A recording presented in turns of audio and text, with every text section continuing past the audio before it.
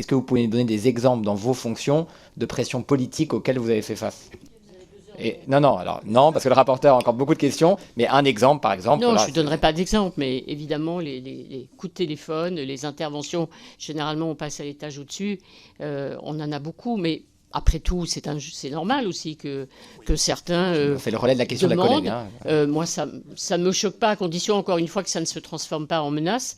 Mais bon, au bout d'un moment, on est habitué, on est blindé. Mais c'est très important de faire bloc, encore une fois, face aux interventions extérieures, parce que sinon, on ne tient pas, quoi. Non, mais on les intègre, bien sûr, mais on résiste. Mais allez, on va avancer, mais vous l'avez dit quand même, vous avez dit que certains l'ont payé. Forcément, on a envie de comprendre, c'est pas du voyeurisme, mais je veux dire, vous avez quand même dit... En quelques mots, et pour parler très concrètement, vous recevez des coups de fil de ministres qui pensent que le service public, c'est leur jardin. Et qu'à partir du moment où c'est le service public, comme eux aussi travaillent pour le public, il est bien naturel que pour leur projet de loi qui va sortir, vous les receviez pendant 15 minutes dans le journal, même si il y a la guerre en Iran ou ailleurs, même si ceci, même si cela. Donc ça, en général, on identifie les personnes, on les connaît, on en plaisante entre nous. Et là aussi, s'il y a une symbiose, on se dit, ah, toi aussi, tu as reçu un coup de fil d'un tel, ben oui, encore un coup de fil d'un tel. Mais de temps en temps, on peut aussi recevoir un tel, si on juge qu'il y a vraiment une nécessité à répondre. Et ce que je dis pour les politiques vaut aussi pour le milieu culturel. Un metteur en scène connu, installé, peut aussi vous faire les mêmes demandes.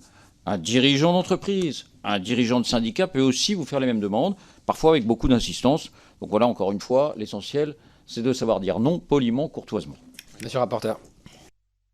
Je vous remercie pour vos réponses. Vous évoquez les pressions dans les précédentes questions. J'aimerais vous faire réagir sur les propos d'un ancien éminent membre de France Télévisions qui a également officié comme joker de Jean-Pierre Pernaut pendant de nombreuses années. C'était le 6 février dernier. Jacques Legros, ancien présentateur sur France Inter, a déclaré sur RMC, je le cite, « Le seul personnage politique en 40 ans de carrière qui a fait pression pour passer dans mon journal, c'est Jack Lang. On m'a imposé de le recevoir sur France Inter. Il n'était plus ministre à l'époque, mais il rentrait de Chine. » Est-ce que vous avez, vous aussi, déjà reçu ce type de consignes de la part de votre direction, de la part de l'Élysée, de la part de Matignon? Est-ce que dans vos années de carrière sur le service public, comme Jack Lang pour Jacques Legros, vous avez dû avoir l'obligation de recevoir certaines personnalités politiques alors que ce n'était pas votre choix? Depuis Jadas. Écoutez, peut-être que je serais trop optimiste si je disais que ça n'est jamais arrivé. Mais là encore, on parlait d'adéquation. Des cas comme celui que vous citez, j'en ai connu des dizaines, en tout cas pour la pression. Mais le sentiment que je retire de mes 16 années aux 20 heures de France 2, et même avant d'ailleurs dans le privé, c'est que quand on décide que ça vaut le coup, on y va. Quand on pense que ça ne vaut pas le coup, on le dit, encore une fois, gentiment, poliment.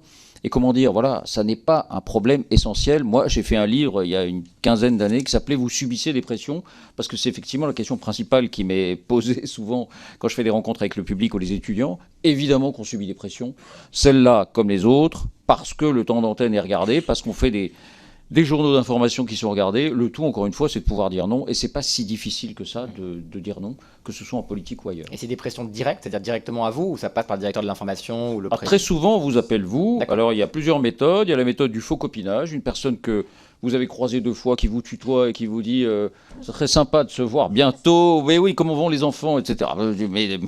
Mais quoi? Qui? Comment? Il y a aussi les pressions plus sèches. J'ai vu le président qui m'a dit qu'évidemment, ce serait tout à fait bien qu'on puisse organiser ça. Voilà, il y a 1000 sortes d'entreprises ou président de la République? Là, je parle du président de la République. D'accord. Un ministre qui se prévaut du président, ce qui ne changerait rien d'ailleurs non plus. Enfin, je veux dire. Donc voilà, il y a 1000 méthodes et encore une fois, c'est pas si difficile de décliner poliment. Monsieur Thuillier, vous voulez compléter? Juste pour compléter. Moi, ça fait donc 18 ans quasiment que je dirige la rédaction. J'ai eu 3 présidents de la République, plusieurs majorités, des alternances. C'est égal. Hein. Voilà, c'est pas une affaire de gauche, pas une affaire de droite. C'est pour tout le monde. Et donc c'est une pratique courante, mais c'est une pratique, j'allais dire presque normale. Vous avez l'air, en tout cas, de vous choquer. Mais moi, je considère que c'est une pratique normale. C'est normal, ils poussent leurs intérêts. Mais notre devoir, c'est d'y résister.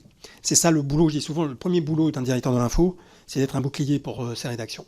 Voilà. Donc... Et j'ajouterais sans que les salariés, les collaborateurs parfois directs ne le sachent. Oui. C'est aussi le rôle du directeur de l'info de de garder aussi des choses pour lui parce que ça n'a pas à perturber le travail d'une rédaction. Monsieur Pujadas, un peu dans le même contexte, j'aimerais revenir sur les conditions de votre départ. Le 17 mai 2017, si je suis exact, vous avez été évincé du JT de France 2 après 16 ans d'antenne, le président l'a rappelé. Pourtant, on peut le dire, les résultats étaient au rendez-vous, puisqu'au moment de votre éviction, vous rapprochiez de plus en plus des audiences de TF1. Vous l'avez dit en propos liminaires. Je crois que votre JT devenait le journal le plus regardé, ce qui n'était pas arrivé à France Télévisions depuis longtemps, ce sont vos propos. Alors pour essayer de comprendre, et pour préparer cette audition, j'ai cherché la justification, et j'ai trouvé 2 articles du Parisien, datés du 18 mai et du 24 juillet 2017, où j'ai pu lire, Delphine Ernotte explique, je cite, « Il faut changer, il est inutile d'attendre que les choses aillent mal pour changer », fin de la citation. On apprend aussi que Delphine Ernotte souhaitait une femme à la tête du 20h, et qu'elle avait réalisé des études d'empathie qui l'auraient conduit à privilégier le profil d'Anne-Sophie Lapix. On a l'impression, d'une certaine façon, à la lecture de ces articles, et c'est un constat qui est souvent revenu d'ailleurs dans les auditions qu'on a menées, que les décisions de France Télévisions semblent parfois décorrélées des audiences et même de la performance de l'entreprise, ce qui a pu nous étonner. Donc ma question est simple, quand on voit que la décision de votre éviction a été motivée sur une étude d'empathie et non pas sur des critères de performance et d'audience, comment est-ce que vous expliquez les rationnels derrière cette décision ? Et au fond à dire que la plupart des décisions chez France Télévisions sont prises moins sur des critères de performance, peut-être que sur des critères d'affect de la présidence du groupe. Écoutez, là aussi, ce n'est pas forcément à moi, là non plus, plutôt, c'est pas forcément à moi c'est pas forcément moi qui peux répondre à cette question. Ce n'était pas ma décision. Je peux simplement vous dire que, évidemment, je ne l'ai pas très bien vécu, que je ne l'ai pas forcément compris, mais que ça n'a pas été un drame, et que ce que j'en ai compris, ça ressort un peu du même réflexe que ce dont parlait Thierry il y a un instant, c'est-à-dire que vous arrivez, vous êtes la présidente de France Télévisions, le 20h est le navire amiral de l'information, peut-être souhaitez-vous qu'il y ait à cette place-là une équipe, j'allais dire, qui soit que vous avez choisie, que vous avez nommée. Les critères de performance, ce sont des critères de performance, il peut y en avoir d'autres, mais en tout état de cause, je ne peux vous dire que ce que j'en ai su. Effectivement, Delphine Ernotte, à ce moment-là, m'a dit « Je souhaite renouveler, je souhaite changer ». Ça fait 16 ans. 16 ans, c'est long. C'était son droit le plus strict. Ça n'a pas été un drame. Voilà ce que je peux vous en dire.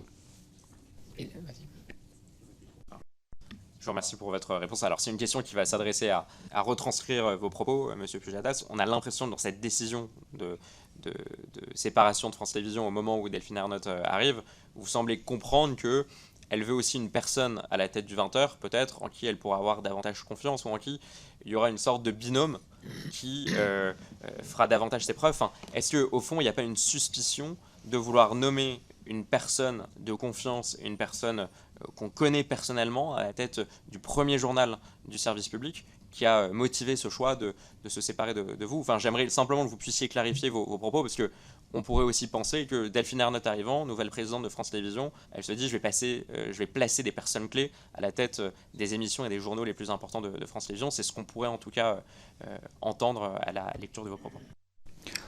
Encore une fois, je ne suis pas le mieux placé pour vous répondre, parce que je ne connais pas tout, évidemment, ce qui s'est passé dans la coulisse pour arriver à cette décision. Je peux simplement vous dire que je ne crois pas que Delphine Ernotte avait une relation personnelle, par exemple, de proximité avec Anne-Sophie Lapix. Donc je ne suis pas sûr que ce soit ça.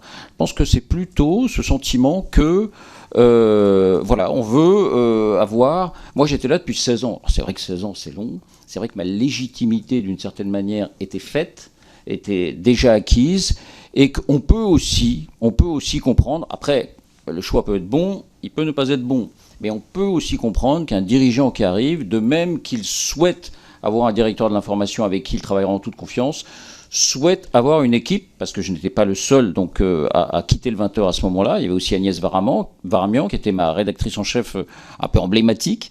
Il souhaite avoir une équipe à la tête du 20h qui soit aussi en pleine confiance avec lui.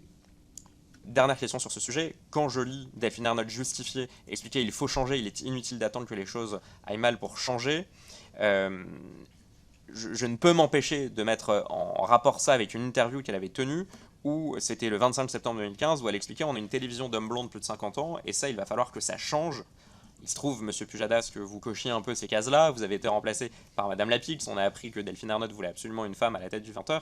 Est-ce qu'au fond, vous n'avez pas été mis à pied du journal de 20h de France 2 parce que vous étiez un homme de plus de 50 ans, blanc probablement? Est-ce que, selon vous, il n'y a pas une stratégie derrière assumée de la part de Delphine Ernotte pour vous remplacer?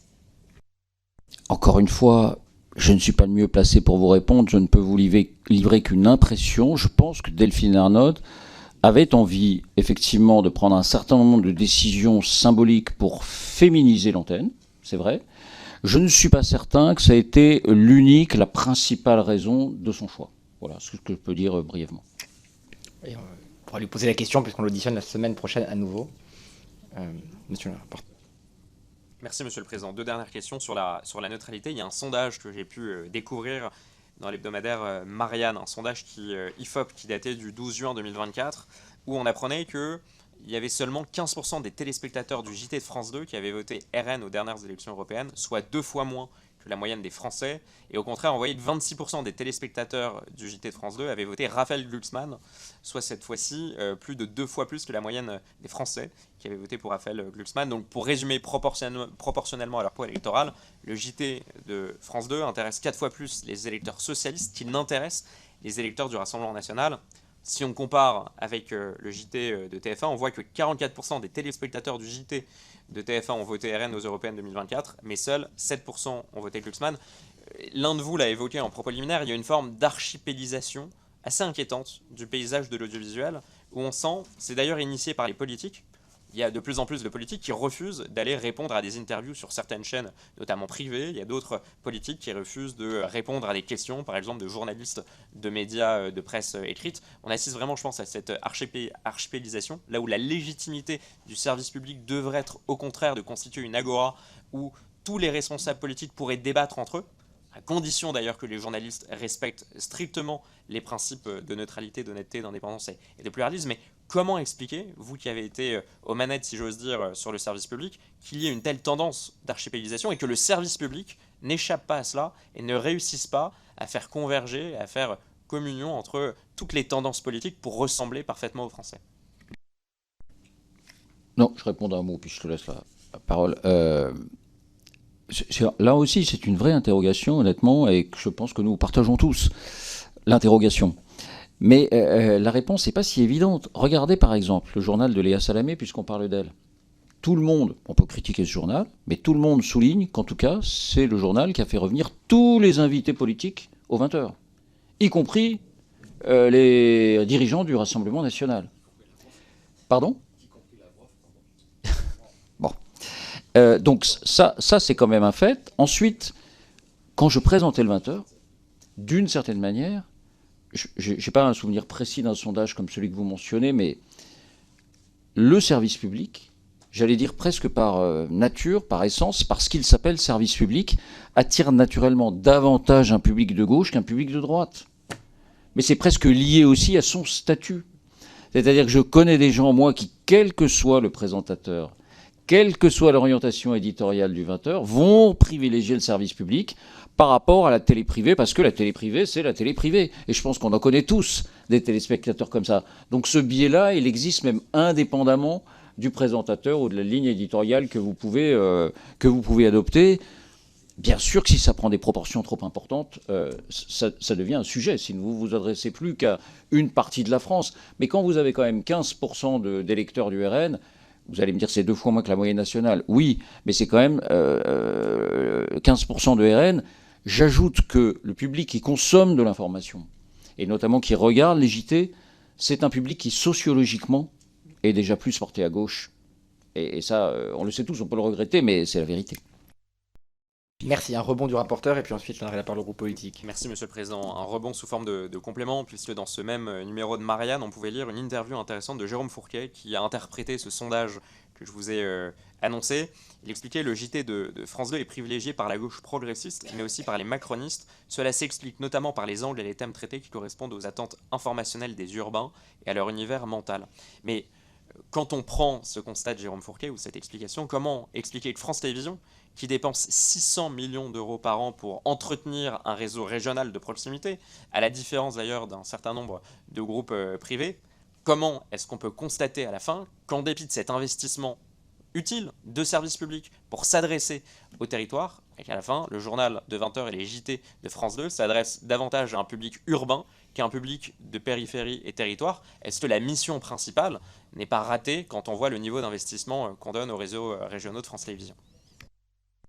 D'un mot, d'abord, c'est l'avis de Jérôme Fourquier, c'est son opinion. Ensuite, la question est de savoir si le 20h doit épouser, incarner et au fond écraser l'ensemble des discours que nous avons sur les moyens, l'évolution et l'évolution des usages et de ce que nous produisons au sein de l'audiovisuel public pour informer les Français. Aujourd'hui, l'information de service public, à France Télévisions telle que je l'ai vécue, puisque c'est en l'espèce pour cela que je suis là, nous l'avons pensé sur différentes chaînes, pour tous les publics.